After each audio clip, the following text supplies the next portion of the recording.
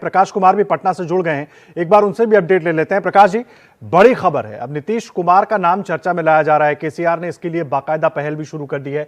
JDU की तरफ से क्या प्रतिक्रिया है? क्या नीतीश कुमार मानेंगे इसके लिए? क्या लग रहा है, क्योंकि चुनावी गणित और खास करके राजनीति में कोई भी गणित कभी भी कहीं भी फिट हो सकता है। देखिए आदर्श, दो बातें एक साथ चल रही थी। एक तो ये कि बीजेपी की तरफ से भी ये कहा जा रहा था, ये चर्चा थी राजनीतिक गलियारों में इस बात को लेकर कि कहीं नीतीश कुमार को उपराष्ट्रपति बना दिया जाए और यहाँ पर सीएम पद की गद्दी जो है वो बीजेपी को सौंप दी जाए। तो ये बहुत दिनों से बातें चल रही थी, लेकिन अब के चंद्रशेखर राव के बहाने और बातचीत के बहाने, उद्धव ठाकरे से मुलाकात के बहाने, ये प्रशांत किशोर के मिलने के बाद ये सारी बातें फिर से एक बार चर्चा में आ गई है कि क्या राष्ट्रपति पद के उम्मीदवार नीतीश कुमार हो सकते हैं। तीन बातें हैं जो बहुत महत्वपूर्ण है। पहली बात ये कि क्या नीतीश कुमार खुद इस बात के लिए तैयार है कि वो सत्ता की राजनीति छोड़ करके राष्ट्रपति के उम्मीदवार के तौर पे बनना चाहेंगे। पहला तो ये है। दूसरा ये है कि क्या रिस्क नीतीश कुमार ये उतना उठा सकते हैं इस भरोसे कि कहीं विपक्ष की साझा उम्मीदवार बनने के नाते अब उनको बहुत जगह घूमना पड़ेगा, बहुत जगह जाना पड़ेगा। आपको याद होगा कि राष्ट्रपति के उम्मीदवार बनने के समय में जो डेलीगेट्स बनते हैं, संगमा का आपने सुना होगा, एक बार जो एक तरह से वो खड़े हो गए थे और उम्मीदवार के तौर पर, और उनके कई जगह जाना पड़ा था। तो ये लंबी लड़ाई होती है राष्ट्रपति बनने के लिए अगर चुनाव होता है तो।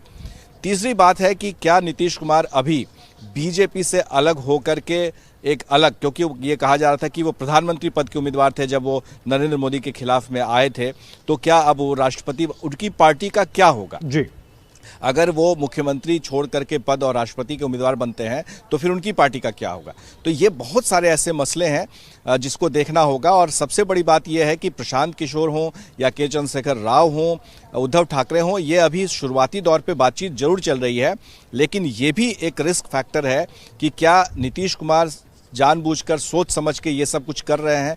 क्या बीजेपी जिस तरीके से यहाँ पर बिहार में उनके साथ रणनीति अपना रही है, उन्हें अलग थलग देखा जा रहा है, तो ऐसे में क्या संभावनाएं जगती है? तो ये अभी कयासों का दौर है। जैसा कि हमारे सहयोगी पंकज बता रहे थे कि तीसरे फ्रंट बनाने की तैयारी चल रही थी और अब राष्ट्रपति के उम्मीदवार बनाने की बात हो रही है। तो ठीक है प्रकाश, चर्चा कर रहे हैं हमारे साथ। देखिए, बड़ी अहम खबर है इस वक्त की, नीतीश कुमार को लेकर अब उनको विपक्ष का चेहरा बनाने की कोशिश हो रही है।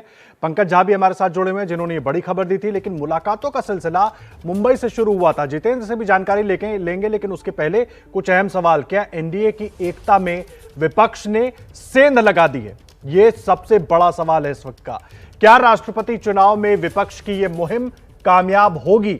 इस पर सबकी नजर बनी रहेगी। जो कवायद शुरू की गई है, क्या यह मुहिम कामयाब होगी? 10 मार्च को जब चुनाव नतीजे आएंगे तो ये चुनाव नतीजे किसका भविष्य तय करेंगे, ये सबसे अहम सवाल हो जाता है।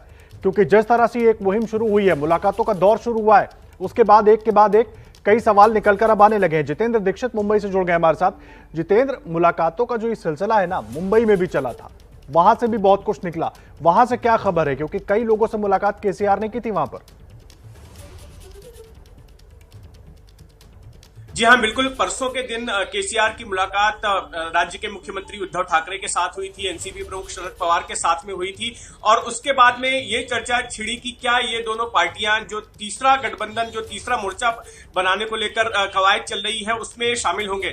ऐसे में शिवसेना और एनसीपी के सामने यहाँ पर ये एक मुश्किल खड़ी हो गई है कि कांग्रेस भी उनके साथ महाराष्ट्र में सत्ता में है, और अगर इस तरह से कोई उम्मीदवार जो है तीसरे धड़े की तरफ से राष्ट्रपति पद के लिए सामने किया जाता है तो इन लोगों का रुख क्या होगा? ऐसे में जो हमें खबर मिल रही है वो ये है कि ये दोनों ही पार्टियां फिलहाल वेट एंड वॉच का रुख अपनाए हुए हैं।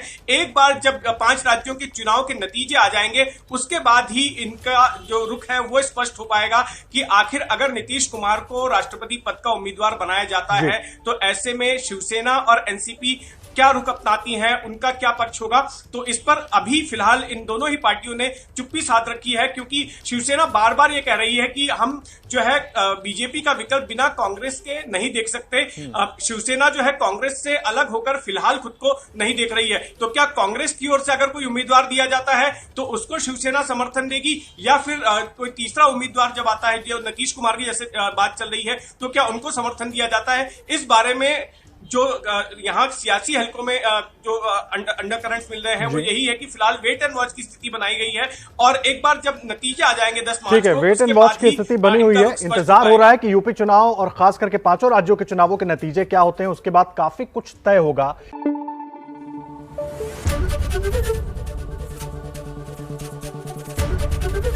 एबीपी न्यूज आपको रखे आगे।